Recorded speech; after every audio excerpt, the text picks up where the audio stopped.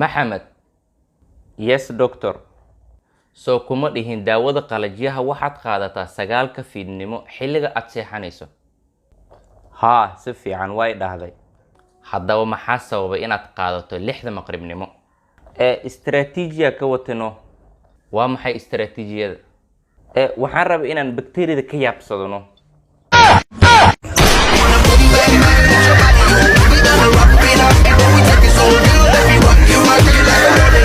haya cabdi ii waran sidee lagu hayaa maanta?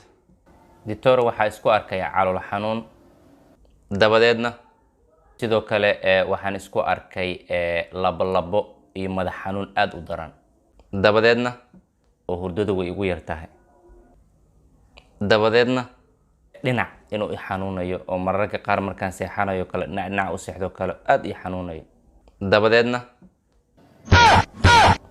abo dhakhtarka ay keenta dhakhtarkayga maahan dhakhtarkan dhakhtarkii dabada waay dhakhtar kale ii geey.